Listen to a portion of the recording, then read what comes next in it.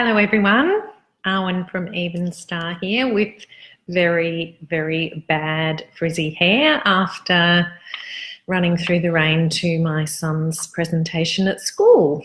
But there you go. This week is Men's Health Week here in Australia. I'm not sure if it's international, but this year the theme of Men's Health Week is making healthy connections, which I really love because it's so multifaceted. And I wanted to honour Men's Health Week by talking about another case study from my practice, specifically about a male client who's had some really amazing outcomes for his work life, overcoming stress created by his work, which is something that many people, especially men, can relate to. Not that I'm saying women don't get work stress as well, but men, that's probably something that they'll admit to, that their work does stress them out. So improvements to his work life, but his life in general as well has just, as a result of overcoming those stresses about work, his general well-being and his life as a whole is no longer dominated by his work, and so therefore it's all much better. So, I wanted to present that one to you today. So generally, men are not as healthy as women. They die younger, they have more accidents, they go to the doctor less, or to any health practitioner less. So those two things do not go hand in hand very well together. If you're more likely to get sick and have an accident, you should be going to your medical and health practitioners more often. I have a 89-year-old family friend who I go and visit every week in his retirement village. And you always see the groups of women there together, the women doing activities, doing exercise classes, doing craft, going off on outings to musicals and things like that. And very rarely do you actually see the men in the village doing that. Now, number one, there are not as many men there. Why? Because they die younger.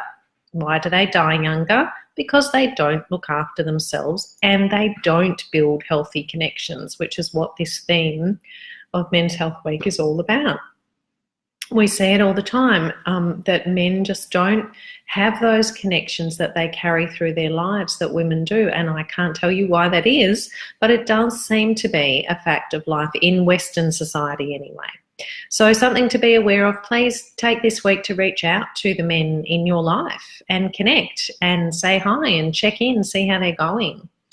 So men will seek advice on health symptoms that they're having much, much later and at a much slower rate than women. And I certainly find this in my practice. The vast majority of my clients are women.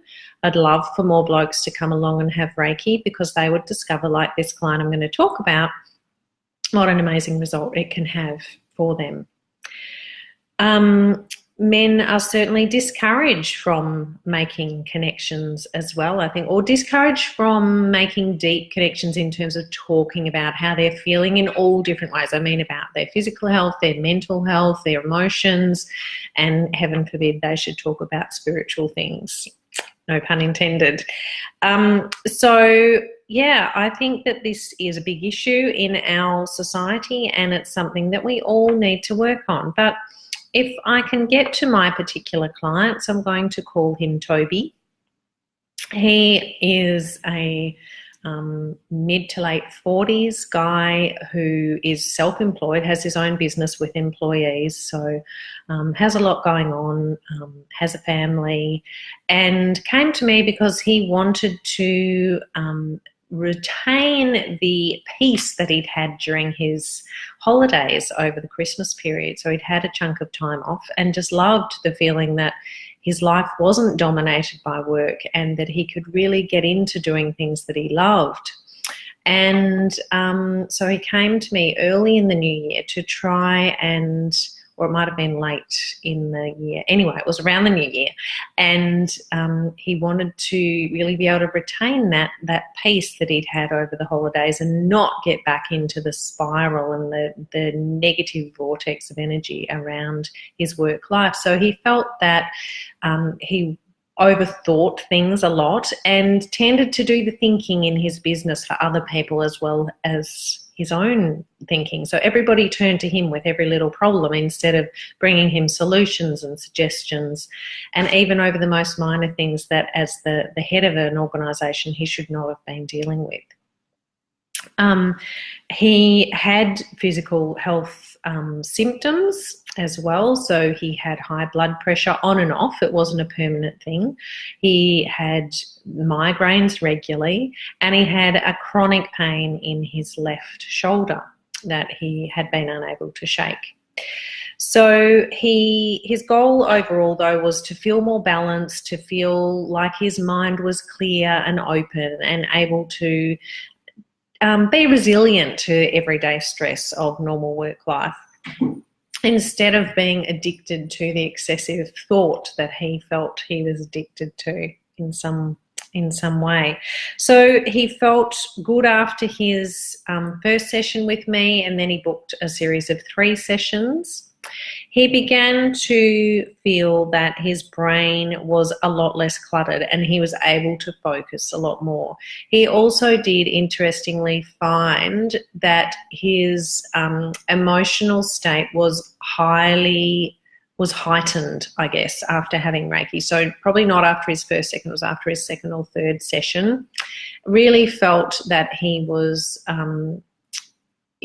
quite emotional and in touch with his emotions, and that was an unusual sensation for him, and not something that he thought was bad overall, but it was strange, and it can be hard to deal with. And this is a common occurrence when people have a series of Reiki sessions that they do, especially not usually after the first one, but second or third session, that a whole lot of stuff comes out. And I always say to people, it's like turning on a tap that hasn't been turned on for a while. So the rusty water needs to run through first before that clean, clear, crystal water that we want to access and have running through our cells energetically comes through. So he began to feel like he was worrying less and thinking less overall, more able to be mindful and live in the moment. He, not in the first session again, but I can't remember, after a couple of sessions, we decided to do some work on his shoulder that had been a chronic issue for him, and the pain went away, which he'd not been able to do anything about before. He also didn't have any migraines over the period of time, and his blood pressure remained low enough that he didn't have to take medication. So he had these amazing physical results as well as the mental clarity. So really had a great increase in productivity, which was fantastic for him. So he was able to do a lot more in less time without getting into the mindset of, oh my goodness, I've got all this stuff to do. How am I going to get it done? But just going in and doing it, which is something that wouldn't it be great if we could all do that a lot more. So really, I think these were amazing outcomes, and this is something that I would love more and more people to access. It's really, for me, a big game of education. I love seeing my clients one-to-one, but I really have a massive goal of getting information out there about how Reiki can help. It is so simple. It is so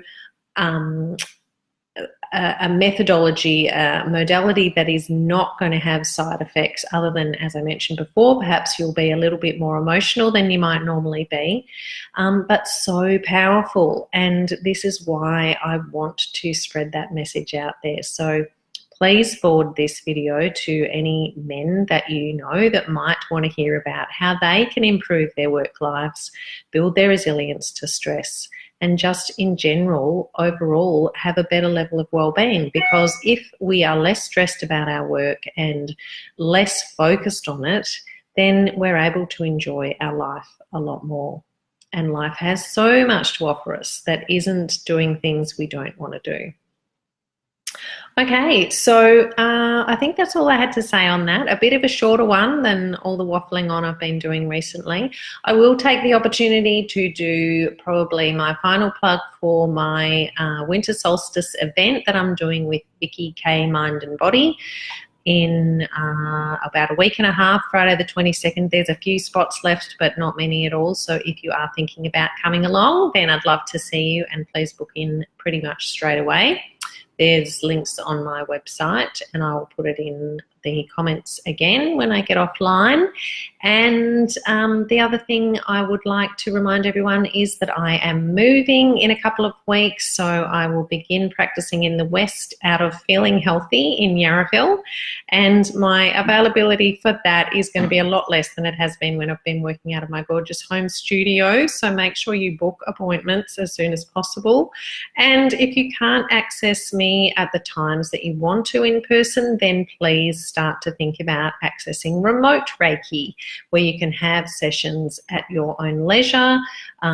We would need to be able to have a consultation over the phone or Skype, and then hang up, and you need to be undisturbed then for the remainder of the session so that you can relax as much as possible. Do excuse my cat playing around in boxes in the background.